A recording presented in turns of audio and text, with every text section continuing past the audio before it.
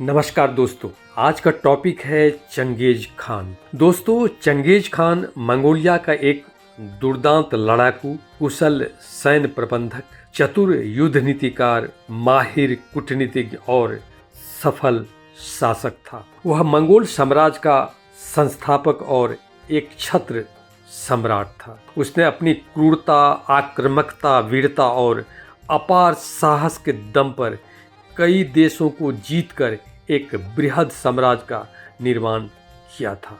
वह महत्वाकांक्षी और अडिग रहने वाला योद्धा था जो न तो कभी हारा और न हार माना। दहशत के मारे बड़े बड़े राजा उसके सामने आत्मसमर्पण कर देते थे।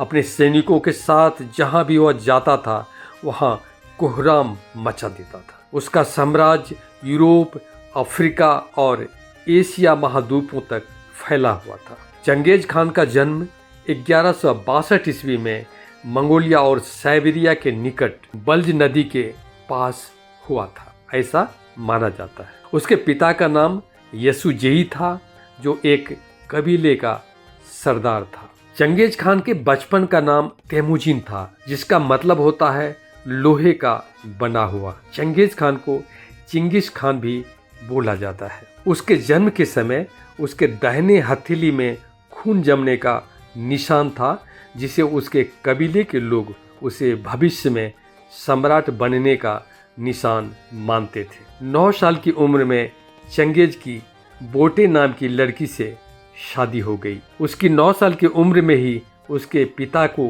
तातार कबीले द्वारा जहर देकर मार दिया गया था। 12 साल की उम्र में चंगेज की पत्नी का अपहरण मरकिट कबीले द्वारा कर लिया गया था। चंगेज खान के मन पर इन दोनों घटनाओं का बहुत ही गहरा असर पड़ा। वह गुस्सा से उबलने लगा और प्रतिशोध की आग में जलने लगा। उसने शक्ति के बल पर अपनी पत्नी को मुक्त कर लिया और पिता की मौत का बदला लेने के लिए तातारों पर आक्रमण कर दिया और बड़ी संख्या में तातारों को मौत के घाट उतार दिया। उसने आपसी विवाद के कारण अपने सौतेले भाई को भी मार डाला था। अब उसने अपने विरोधियों और दुश्मनों का कत्लेआम करना शुरू किया। कहा जाता है कि उसने एक ही घंटे में 1,75,000 लोगों को मार डाला था। वह दुश्मनों पर भूखे शेर की तरह टूट पड़ता था और उन्हें खत्म कर डालता था।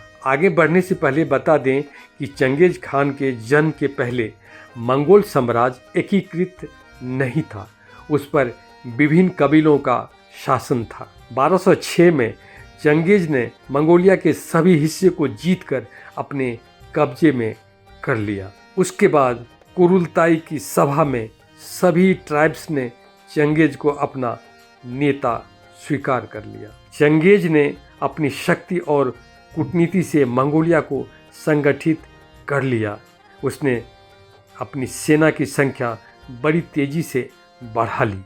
उसने सेना में बिना किसी भेदभाव के कुशल और योग्य युवकों को शामिल किया। सेना को बेहतर ट्रेनिंग दिया, खुफिया तंत्र को मजबूत किया। पूरी सैनिक तैयारी के बाद उसने विजय अभियान शुरू कर दिया। 1218 में उसने चीन के जीन सहित कई क्षेत्रों पर कब्जा कर लिया। उसके बाद वह पश्चिम की ओर बढ़ा। उसने पर्सिया पर आक्रमण कर उसे अपने अधीन कर लिया। Georgia, Armenia, Hungary, Tibet, Bulgaria, Japan, Iraq, Iran, Afghanistan, Siberia सहित और भी कई छोटे राज्यों पर उसने आधिपत्य जमा लिया। अपने युद्ध अभियान और साम्राज्य विस्तार के दौरान उसने 1 करोड़ से ज़्यादा लोगों को मौत के घाट उतार दिया था। वह लोगों को मरवा कर लाशों का ढेर लगवा देता था। इस तरह चंगेज खान ने पाशविक क्रूरता और भयानक रक्तपात के द्वारा एक विशाल साम्राज्य स्थापित कर लिया था। उसने न केवल साम्राज्य स्थापित किया बल्कि अपनी राजनीतिक सूझबूझ से साम्राज्य के कई प्रांतों में बांटकर अपने वफादार योग्य व्यक्तियों को वहां का शासक बनाया। अच्छी शासन व्यवस्था स्थापित करने की कोशिश की। उसने आर्थिक विकास के लिए भी अच्छा काम किया। संस्कृति को भी बढ़ावा दिया। यहाँ यह भी जान लेना चाहिए कि चंगेज खान मुसलमान नहीं था। वह टेंगरिज्म या शामनिज्म धर्म को मानता था, लेकिन धार्मिक मामले में वह बिल्कुल सहिष्णु था। उसमें धार्मिक कट्टरता बिल्कुल भी नहीं थी। वह प्रजा को अपनी इच्छानुसार किसी भी धर्म को मानने की आज़ादी देता था। कहा जाता है कि चंगेज की 500 से ज़्यादा पत्नियां थीं, अनगिनत बच्चे थे, लेकिन यह बात बहुत सही नहीं लगती है। किसी भी इतिहासकार ने उसकी पत्नियों की सही संख्या नहीं बताई है। 1227 में चंगेज की मौत हो गई। ऐसा माना जाता है कि उसकी मौत घोड़े से गिरने या प्लेग से हुई थी। उसकी मौत के बाद भी उसके उत्तराधिकारियों ने उसके साम्राज्य को और भी आगे बढ़ाया। इतिहासकार मानते हैं कि चंगेज अपनी